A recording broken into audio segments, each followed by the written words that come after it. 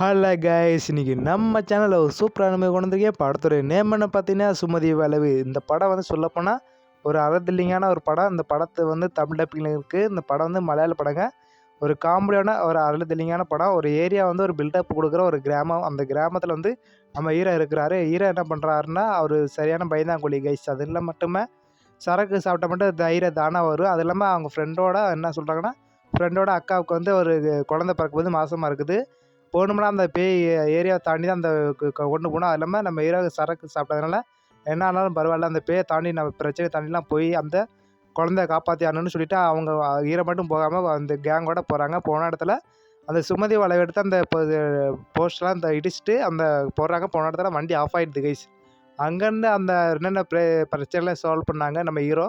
இந்த படத்தோட கதையை கைஸ். லாஸ்ட்டில் அந்த குழந்தைய காப்பாற்றுறாங்களா இல்லையானு இந்த படத்தோட கதை லாஸ்ட்டில் அந்த குழந்தை இறந்துரும் கைஸ். அது இல்லாமல் ஹீரோவு சேஃப் ஆகிடுவார், அது தப்பிச்சிருவார். அது மட்டும் இல்லாமல் அவங்க ஃப்ரெண்டு இறந்துருவாங்க. அது மட்டும் இல்லாமல் அந்த படத்தில் சொல்லப்போனால் ஒரு மர்மமான விதைகள்லாம் அந்த படத்தில் ஈக்கமாக வச்சுருக்காங்க. அந்த வளைவுக்கு என்ன பிரச்சனை, அது உண்மையான கதையை வச்சு இந்த படத்தில் எடுத்திருக்காங்க. மலையாள படம் வந்து அதை அந்த படத்தோட கதையே காமிச்சிருப்பாங்க. அது ஒரிஜினலாக காமிச்சிருப்பாங்க.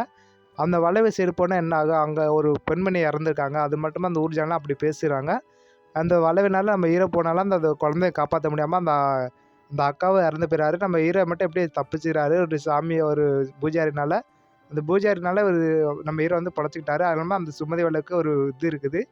லாஸ்ட்டில் அந்த செக் போஸ்ட்டில் வந்து ஒரு போலீஸ் ஆஃபீஸர் இருப்பார். லாஸ்ட்டில் ஒரு ஃபன்னான ட்விஸ்ட் வச்சுருப்பாங்க. லாஸ்ட்டாக அந்த ஓடி போன சுமதி வந்து சாகலை. அப்போ அந்த சுமதி வந்து தான் கல்யாணம் பண்ணது திரும்பி வந்துடும். அப்போ சாகலையா, அப்போ செத்தது யார், அங்கேயே பேய், அப்போ என்ன ஆறு பேய் இருக்குது அப்படின்னு லாஸ்ட்டாக ஒரு ட்விஸ்ட்டு மேலே ட்விஸ்ட்டாக இருக்குது. இதே அந்த படத்தோட கதையை கைஸ். மறக்காம இந்த படத்தை ட்ரை பண்ணி பாருங்கள். அந்த படம் வந்து தமிழ் டப்பிங்கில் இருக்குது. ஒரு அறுதில்லிங்கான படம். சொல்லப்போனால் அந்த காமெடியான படம் சூப்பராக இருக்குது. மறக்காம ட்ரை பண்ணி பாருங்க.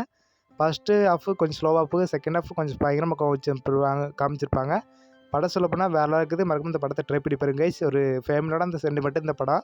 இந்த படத்தை மறக்காம சிரிச்சுட்டு ஒரு அறுதில்லிங்கான படம் டைம் பாஸுக்காண்டி இந்த படம் பார்க்கலாம். மற்றபடி படம் சூப்பராக இருக்குது. மறக்காம இந்த படத்தை ட்ரை பண்ணி பாருங்க. ஒரு அறுதில்லிங்கான படம்.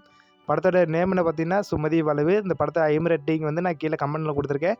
ட்ரை பண்ணி பாருங்கள். மறக்காம இந்த ஃபேன்ஸு பிடிச்சிருந்துச்சுன்னா, அந்த மூவிஸ் முடிச்சிருந்துச்சுன்னா ஒரு லைக் போட்டு சப்ஸ்கிரைப் கமெண்ட் பண்ணிடுங்க. Bye guys.